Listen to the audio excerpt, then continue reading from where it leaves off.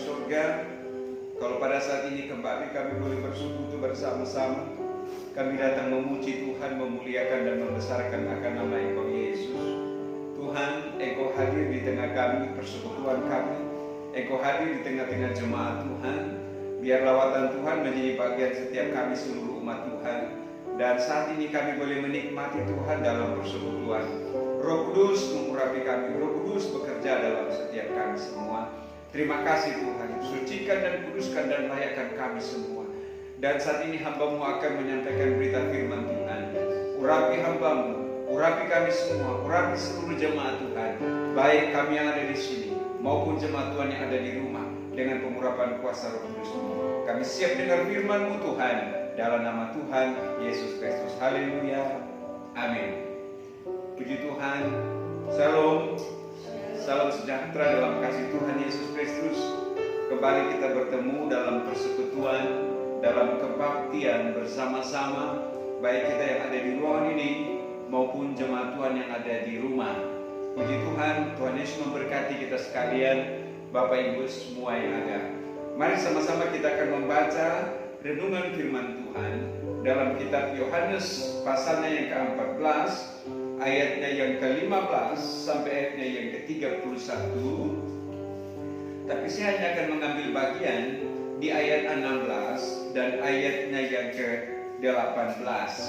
Mari kita akan baca bersama ayat ini, baik jemaat yang ada di rumah yang mengikuti siaran langsung ini dan kita yang ada di ruangan ini. Kita baca bersama ayat 16 sampai ayat 18. 2, 3. Aku akan minta kepada Bapa, dan Ia akan memberikan kepadamu seorang penolong yang lain, supaya Ia menyertai kamu selama-lamanya, yaitu Roh kebenaran. Dunia tidak dapat menerima Dia, sebab dunia tidak melihat Dia dan tidak mengenal Dia. Tetapi kamu mengenal Dia, sebab Ia menyertai kamu dan akan diam di dalam kamu. Aku tidak akan meninggalkan kamu sebagai yatim piatu. Aku datang kembali kepadamu. Puji Tuhan. Saudara-saudara yang dikasihi Tuhan, ayat ini adalah peristiwa sebelum Yesus naik ke surga. Ya, kita sekarang ini dalam suasana kenaikan Yesus ke surga. Sebelum Yesus naik ke surga, ada beberapa pesan-pesan yang Yesus sampaikan kepada para murid-muridnya. Sebelum dia naik, pesan-pesan ini menjadi catatan khusus dalam tulisan firman Tuhan dan juga menjadi pesan bagi saudara-saudara sekalian, semua kita yang ada pada saat ini. Nah, dalam tulisan firman Tuhan di sini, judulnya Yesus menjanjikan penghibur. Ya. Nah, ayat yang kita baca tadi, ketika Yesus berkata kepada murid-muridnya bahwa aku tidak akan meninggalkan kamu sebagai yatim piatu. Saudara, ketika kita membayangkan bagaimana seorang anak yatim piatu, seorang yang tidak punya ayah, seorang yang tidak punya ibu, maka keadaannya akan tentu sangat memprihatinkan. Maka Yesus menggambarkan seperti demikian dalam tulisan firman Tuhan, aku tidak akan meninggalkan kamu sebagai yatim piatu. Para murid-murid Tuhan ketika Yesus mau pergi, ya, ketika dia mau naik ke surga, seperti khotbah saya pada beberapa hari yang lalu, sedikit saya menyinggung, Yesus berkata kepada murid-muridnya, jangan gelisah. Karena murid-murid Tuhan ada satu kegelisahan di dalam mereka ketika Yesus mau pergi. Mereka akan berpisah dengan Yesus. Dan kira-kira gerangan apa yang akan terjadi kalau Yesus tidak lagi ada bersama-sama dengan mereka. Maka itu sebabnya Yesus berkata jangan gelisah. Nah, di ayat di sini menggenapi itu, yaitu Dia akan memberikan seorang penolong. Sekali lagi, Dia akan memberikan seorang penolong yang menolong saudara, yang menolong saya. Amin, saudara-saudara. Kita butuh seorang penolong. Kita di dunia ini, saudara-saudara kasih Tuhan, ada sesama kita yang saling tolong menolong. Baik kehidupan suami, istri, saling tolong menolong. Terhadap sesama jemaat, saling tolong menolong. Tetapi seorang yang Yesus maksudkan dalam ayat di sini, ketika dia naik ke surga, maka dia berkata, aku akan minta kepada Bapa dan dia akan memberikan seorang penolong yang lain.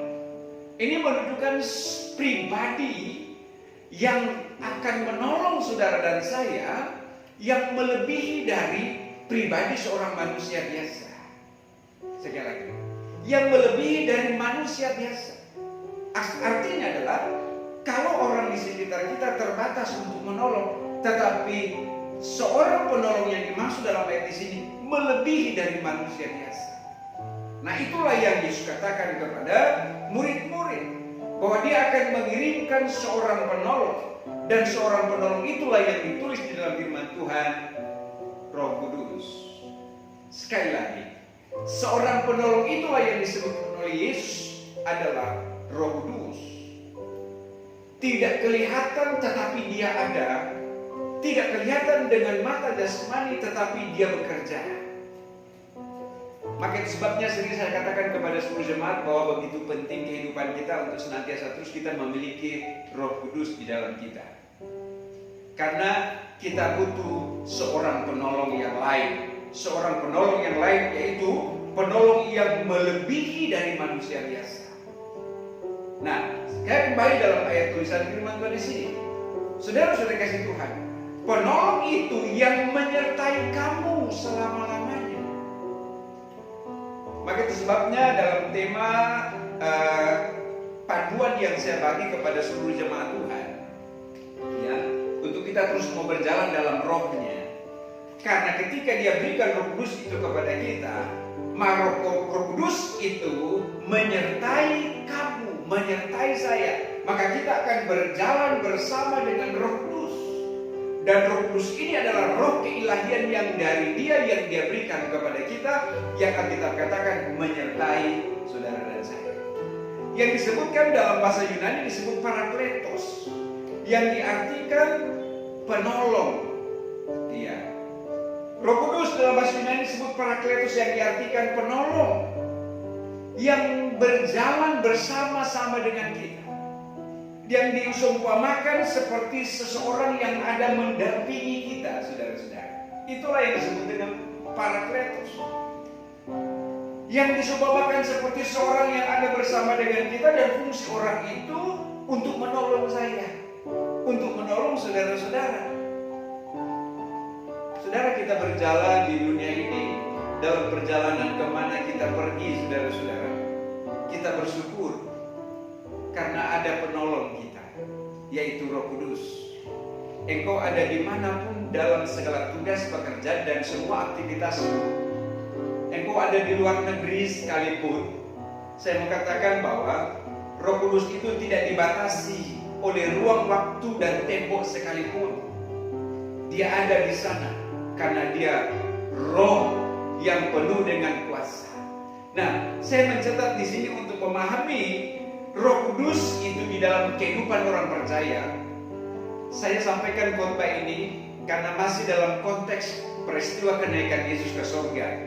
Karena di dalam Alkitab, rangkaian peristiwa ketika dia bangkit, dia naik ke surga, lalu ketika dia naik ke surga, dia memberikan Roh Kudus kepada murid-muridnya dan kepada setiap pengikut yang percaya kepadanya. Dia berkata kepada para murid-muridnya untuk jangan tinggalkan Yerusalem ketika dia naik ke surga, karena Bapa akan mengirimkan Roh Kudus kepada mereka. Saudara-saudara yang dikasihi Tuhan, maka saya mau katakan kepada saudara, begitu penting Roh Kudus dalam kehidupan setiap orang percaya. Saya catat di sini ada sekian banyak dimensi Roh Kudus itu dalam fungsinya dalam kehidupan setiap kita, saudara-saudara. Dalam fungsinya dalam setiap kehidupan orang percaya. Sehingga jemaat pasti tahu, jemaat GPI Sola Gracia, saya sering berkata dalam kehidupan orang yang percaya kepada Kristus, kita memiliki dua dimensi roh. Roh kita sebagai manusia yang memberikan kehidupan, dan kemudian Roh Kudus yang ada di dalam kita, yang di dalamnya adalah roh keilahian. Sehingga manusia tidak ada cukup satu roh yang memberi kehidupan dalam tubuh badan ini. Kalau dia tidak memiliki Roh Kudus di dalam kehidupannya, belum sempurna. Maka sebabnya Yesus melengkapi roh ini dalam kapasitas sebagai roh manusia yang menjadikan kita bisa hidup dan bergerak, yaitu Dia memberikan Roh Kudus, yaitu Roh Allah yang luar biasa. Saya catat dalam tulisan firman Tuhan, di sini dikatakan begini, di ayat 16, Aku akan minta kepada Bapa dan Ia akan memberikan kepadamu seorang penolong. Tadi saya katakan kita butuh penolong, saudara-saudara dikasih Tuhan. Di dunia yang fana ini, saudara-saudara, saya katakan di awal, kita butuh orang lain untuk menolong kita. Tetapi manusia punah dengan segala keterbatasan. Tapi Tuhan kita tidak terbatas di dalam rohnya. Amin, saudara-saudara. Yang akan menolong saya, Dia akan menolong saudara-saudara sekalian. Dan saya percaya rohnya itu sampai sekarang ini Dia sedang bekerja dan terus menolong saudara.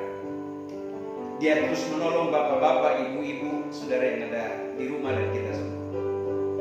Mungkin tanpa engkau menyadari ketika engkau sedang mengalami keadaan-keadaan yang mungkin sedang dalam masa-masa sulit, lalu kemudian engkau ketika mampu dan sanggup untuk bertahan dalam kondisi ini, saudara-saudara sekalian, saya mau katakan itu karena kekuatan Roh Kudus yang ada padamu, sehingga engkau mampu untuk bertahan dalam situasi itu. Lalu kemudian dimensi kedua di ayatnya yang ke-26 dikatakan begini, tetapi penghibur yaitu Roh Kudus yang diutus oleh Bapa dalam namaku. Roh penghibur yang akan menghibur setiap mereka yang susah, sedih. Ada yang sedang sedih, ada yang sedang susah. Saudara di rumah sedang susah, saudara-saudara, dengan keadaan sekarang yang memberi dampak dalam hatimu, sedang mengalami kesedihan, kesusahan.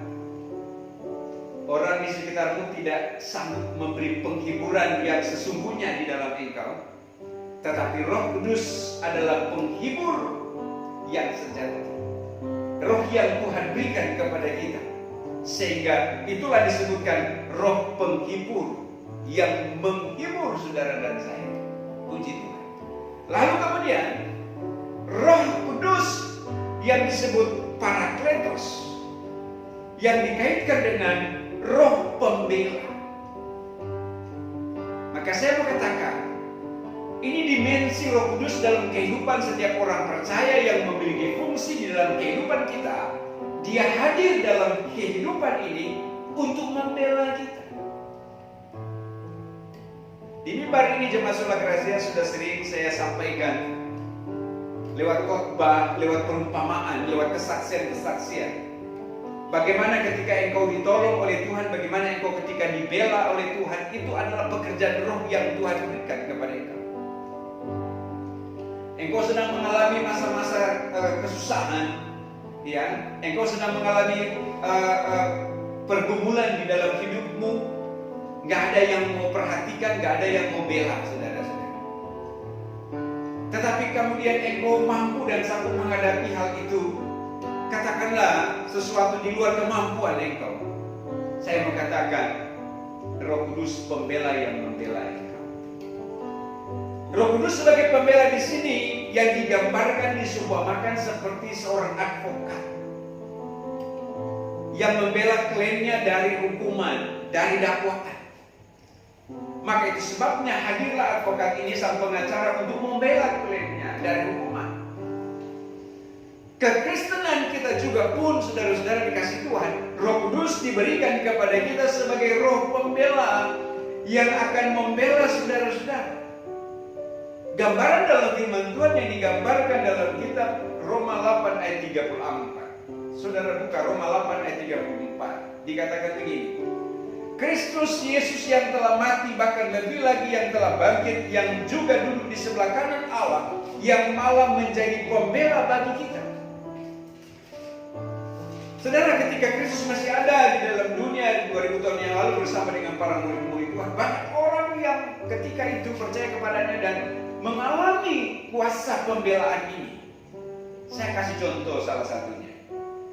Ketika seorang perempuan sundal yang didapati oleh banyak orang ketika itu karena dia berdosa dan siap untuk dilempari oleh batu, tapi ketika Yesus hadir di situ, Yesus membela ini perempuan berdosa ini. Saya sering katakan, bukan dosanya yang dibela, bukan perbuatan dosanya yang dibela, tetapi pribadinya yang dibela perlu untuk diselamatkan karena Tuhan mengasihi dia, untuk supaya dia meninggalkan akan segala pelanggaran dan dosa itu, untuk supaya dia baharui dia, supaya dia dipulihkan, untuk dia meninggalkan kehidupan yang lama itu. Nah, teladan itulah, saudara-saudara kasih Tuhan, ketika Roh Kudus diberikan kepada kita, maka dia menjadi roh pembela saudara dan saya. Saudara, dunia ini terus mendakwa kita, terus mendakwa saudara, mendakwa anak-anak Tuhan. Mungkin saudara hari-hari ini sedang seperti demikian. Ya. Seseorang pernah berkata kepada saya, Pak, saya ini banyak dosa saya. Setiap hari saya didakwa, setiap hari saya dituduh.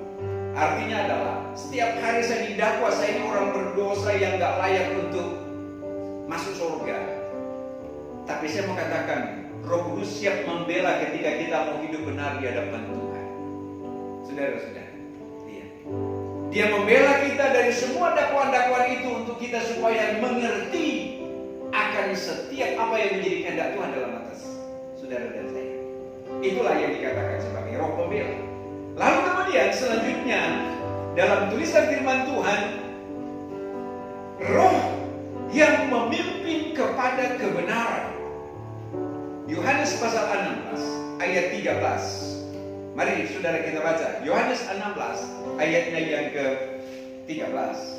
Tetapi apabila ia datang, yaitu roh kebenaran, ia akan memimpin kamu ke dalam seluruh kebenaran.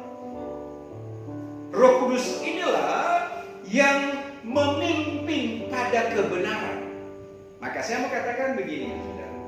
Tanpa Roh Kudus seseorang gak akan mengerti kebenaran. Tanpa jamahan Roh Kudus manusia gak akan memahami kebenaran. Karena hanya Roh Kudus inilah yang akan memimpin kita dalam kebenaran, yang akan menyingkapkan segala kebenaran. Saudara-saudara, puji Tuhan, kepada kita disingkapkan akan itu. Dan banyak hal disingkapkan kepada kita anak-anak Tuhan, orang yang percaya, karena ada Roh Kudus. Nah, di ayat ini berkata roh kebenaran. Sekali lagi, roh kebenaran. Ayatnya yang ke-13 tadi dalam kitab Roma pasal 16 ayatnya ke-13. Saya ulangi. Tetapi apabila ia datang, yaitu roh kebenaran, ia akan memimpin kamu ke dalam seluruh kebenaran. Saudara-saudara dikasih Tuhan, Dia yang memimpin saya, Dia yang menuntun saya. Sebabnya saudara-saudara, maka dalam kehidupan iman Kristen kita, ketika kita mau terus berjalan di dalam rohnya, maka Dia terus selalu memberi kepekaan di dalam kita. Dia terus selalu mengingatkan kepada kita. Nanti satu ayat saya akan tunjukkan kepada kita, untuk supaya kita terus mau berjalan di dalam kebenaran. Puji Tuhan, kalau dalam kehidupan kita masih terus Dia mengingatkan akan hal itu menunjukkan bahwa engkau memiliki Roh Kudus di dalam engkau. Apabila dibandingkan dengan ketika kita benar-benar sudah tidak lagi memiliki kepekaan akan itu. Tapi puji Tuhan, kalau dalam kehidupan kita masih memiliki kepekaan akan pekerjaan roh, sehingga kita senantiasa mau berjalan dalam kebenaran seperti yang menjadi mau Tuhan dalam kita. Dia adalah Tuhan yang begitu mengasihi saudara dan saya. Tetapi apabila Dia datang yaitu roh kebenaran, Ia akan memimpin kamu dalam seluruh kebenaran. Nah, ayat ini akan menunjukkan kepada setiap kita untuk kita mau berserah perjalanan hidup kita kepada Dia. Yang seperti saya katakan, berjalan dalam rohnya. Saudara-saudara, mau berjalan dalam pimpinan Roh Kudus. Saudara-saudara, di sekarang ini, di dunia sekarang ini, kita mau berjalan dalam pimpinan Roh Kudus dalam setiap hari. Itu sebabnya ketika kita mau berdoa, kita berdoa di dalam doa kita, Tuhan pimpinlah perjalanan saya di dalam Roh-Mu. Kemanapun saya pergi, pimpinlah perjalanan saya dalam Roh-Mu. Roh Kudus-Mu yang memimpin saya kemanapun saya pergi, Dia ada. Terus Dia menyertai kita. Dia memimpin kita dalam kebenaran dan membawa kita kepada kebenaran. Lalu kemudian ayatnya yang ke-8 di Yohanes pasal 16. Ini dimensi roh dalam fungsinya dalam kehidupan kita. Ayatnya yang 8 di Yohanes pasal yang ke-16. Dan kalau ia datang, ia akan menginsafkan dunia akan dosa. Puji Tuhan, saudara-saudara kasih Tuhan. Roh Kudus menginsafkan dunia. Dunia ini akan disadarkan. Dan dunia ini siapa yang dimaksud? Adalah mereka yang percaya kepadanya. Adalah mereka yang percaya kepada Dia sebagai Tuhan dan Juru Selamat. Maka dalam setiap saat dan ketika roh itu terus menginsafkan manusia, yaitu orang yang percaya.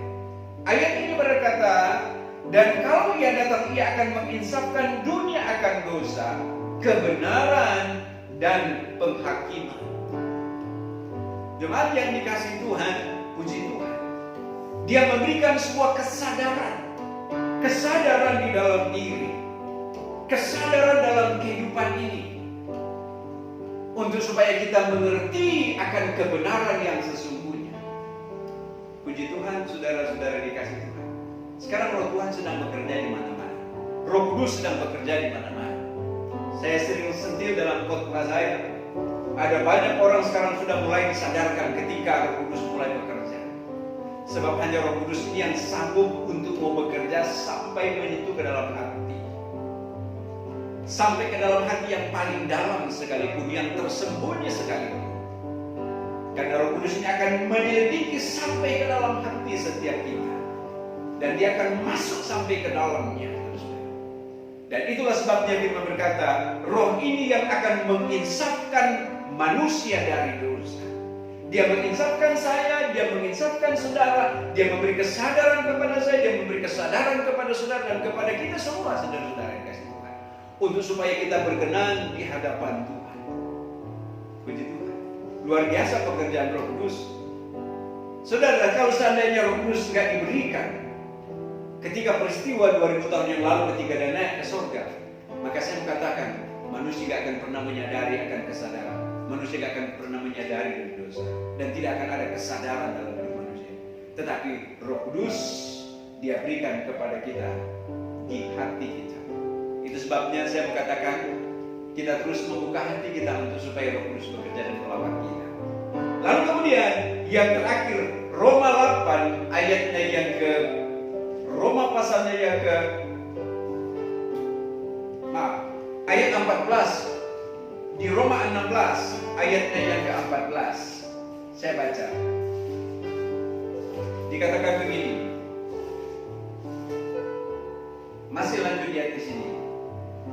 Ayat 13 tadi, tapi bila ia datang yaitu roh kebenaran, ia akan membimbing kamu kepada seluruh kebenaran.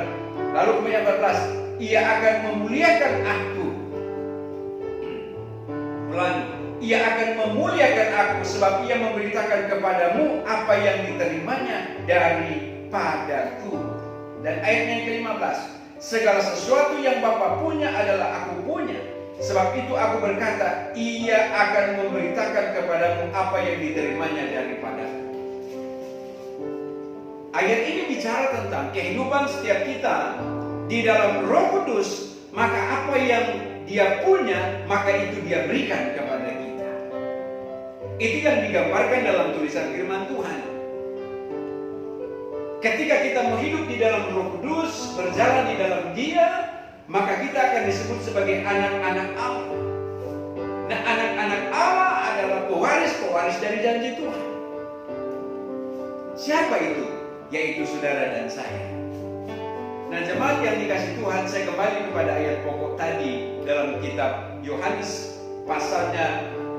Ayat pokok tadi dalam pembacaan firman Tuhan dalam Yohanes pasalnya ke-14 ayat yang ke-15 sampai ayat yang selanjutnya dalam tulisan firman Tuhan di sini. Ini adalah bukti kasih Tuhan kepada setiap kita. Untuk Dia tidak membiarkan engkau sendiri. Saya kembali dalam tulisan firman Tuhan. Aku tidak meninggalkan kamu sebagai yatim piatu, tetapi penyertaannya sempurna di dalam kita. Dia pergi, tapi Dia menyatakan kasih-Nya kepada kita untuk supaya dalam kehidupan kita ada Roh Kudus yang menyertai. Maka jemaat yang dikasih Tuhan, satu ayat terakhir saya mau baca buat kita semua. Ayatnya yang ke-27.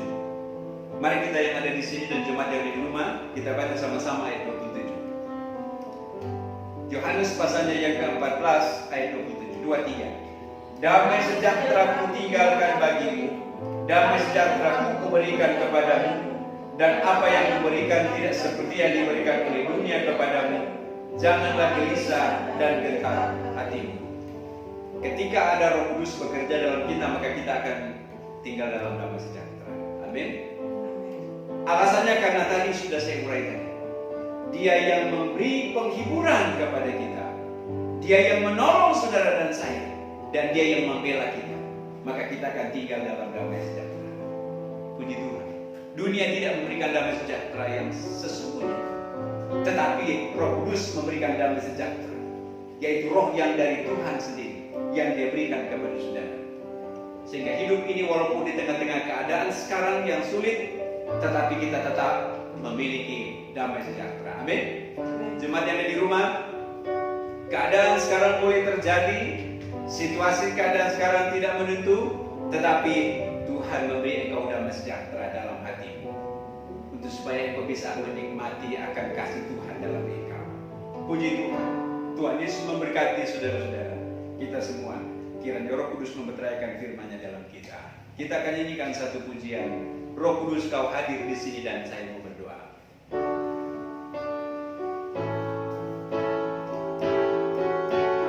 Roh Kudus kau hadir di sini. Roh Kudus, Roh Kudus, ku mengasihimu. Kau lembut, kau manis, kaulah penghiburku, penolongku diutus Bapa-Ku. Ku buka hati untuk Roh-Mu Tuhan. Ku buka hati menyembah-Mu Yesus. Jamahlah kami, penuhi kami dengan kuasa Allah Maha Tinggi. Ku buka hati untuk Roh-Mu Tuhan. Ku buka hati menyembah-Mu Yesus. Jamahlah kami Tuhan, jamahlah kami, penuhi kami dengan kuasa Allah Maha Tinggi. Jamahlah kami, penuhi kami dengan kuasa Allah Maha Tinggi. Mari jemaat kita berdoa. Bapa, jamahlah kami dengan kuasa Roh Kudus-Mu, lawatan-Mu dalam setiap hidup kami, untuk terus kami dibaharui dan dipulihkan dari hari datang kepada hari. Terima kasih Tuhan atas kebenaran firman-Mu yang datang kepada kami saat ini, untuk kami makin mengerti bahwa Engkau Tuhan begitu mengasihi kami. Engkau tidak membiarkan kami sendirian. Ketika Engkau naik ke surga, Engkau memberikan Roh Kudus sebagai Roh penolong yang menolong kami. Sebagai Roh Kudus Engkau berikan dalam kami yang menghibur kami, yang membela kami. Itu sebabnya ini kami datang berserah hanya kepada Engkau Yesus Tuhan. Dan biar Roh Kudus memenuhi setiap seluruh keberadaan kami. Biar Roh Kudus masuk dalam hati dan dalam pikiran kami, dan menguasai kami semua. Dan kami boleh melihat senantiasa keajaiban Tuhan terjadi. Kami menyadari tanpa Roh Kudus kami tidak mampu dan kami tidak sanggup menghadapi keadaan-keadaan dunia yang ada, dunia yang jahat. Tapi ketika kami terus berjalan di dalam Roh Kudus, maka kami percaya Roh yang membela kami, Roh yang menolong kami, Roh yang memuatkan kami, bahkan Roh yang membawa kami kepada kebenaran demi kebenaran. Terima kasih Tuhan. Hamba berdoa jemaat Tuhan yang ada di rumah, jemaat Tuhan yang ada di tempat ini, kami percaya kami menikmati Roh Kudus. Dan saat ini hamba percaya di dalam nama Yesus Kristus, setiap setiap kehidupan pribadi lepas pribadi kami semua. Kami percaya bahwa Roh Kudus yang masuk dalam kami itu terus membangkitkan iman kami untuk terus setia. Berkati jemaat Tuhan, saat ini hamba berdoa, baik seorang bapak, seorang ibu dan anak-anak, berkati mereka Tuhan. Berkati dalam hidup hari-hari mereka Tuhan. Biar terus mereka berjalan di dalam Roh. Tuhan, hamba serahkan demikian jemaat Tuhan dalam tugas pekerjaan, dalam semua kegiatan. Tuhan menolong dan memberkati mereka dengan berkat-Mu. Hamba berdoa Tuhan, hari-hari ini di tengah keadaan dan situasi yang serba sulit, kami percaya tidak ada yang mustahil bagi Tuhan. Engkau sanggup melakukan perkara yang besar dalam kami, karena kami anak perjanjian sebagai anak-anak Tuhan, yang kami percaya kami dijamin oleh Tuhan, yang menjamin dalam setiap kebutuhan dan keperluan seluruh jemaat. Kami percaya Tuhan sanggup mengadakannya. Mereka yang sakit sembuhkan, yang lemah beri kekuatan. Hamba berdoa berkati semua tugas pekerjaan jemaat. Apapun pekerjaan yang mereka kerjakan layak berkenan di hadapan Tuhan, diberkati. Sebagai pegawai negeri, pegawai swasta, TNI, dan sebagainya, hamba pun tidak dapat sebutkan satu demi satu. Diberkati oleh Tuhan. Terima kasih Tuhan Yesus. Hamba berdoa demikian untuk pelayanan jemaat GPD Surga Gracia, biar seluruh jemaat terus mereka bangkit dalam Tuhan, bersama-sama dalam kesehatian. Dan saat ini kami mau berdoa terus. Kami bawa di hadirat Tuhan keadaan yang sedang terjadi sekarang. Kami percaya semua ada dalam rencana Tuhan. Dan kami hanya mau berdoa biar belas kasih Tuhan turun atas bangsa Indonesia. Turun atas setiap semua kami umat-umat Tuhan.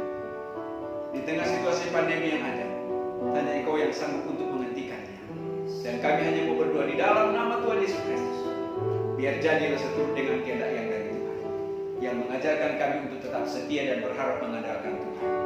Sebab itu hamba berdoa berkati bangsa, negara, pemerintah Indonesia, pemerintah dari tingkat tinggi sampai pemerintah di tingkat terendah sekali. Keluarga-keluarga saudara-saudara kami juga pun ada dalam berkat yang dari Tuhan. Terima kasih Tuhan, berkat jasmani, berkat rohani jadi bagian kami semua. Karena kami percaya kami adalah umat-Mu yang terus senantiasa mau ada di dalam hadirat Tuhan. Saat ini hamba berdoa, turunlah berkat Tuhan atas seluruh jemaat, berkat jasmani, berkat rohani, penyertaan dan pertolongan yang dari Tuhan Yesus Kristus menjadi bagian seluruh jemaat Tuhan yang ada, baik di tempat ini maupun jemaat yang ada di rumah mereka yang sedang bersekutu. Terima kasih, terimalah berkat Tuhan, dan kami terima berkat-Mu Bapa, di dalam nama Bapa, Putra, Roh Kudus, dalam nama Tuhan Yesus Kristus. Haleluya. Amin. Tuhan Yesus memberkati seluruh jemaat Tuhan, dan saudara bisa meneruskan setiap persekutuan saudara untuk menikmati hadirat Tuhan dalam hidupmu. Amin. Tuhan Yesus memberkati.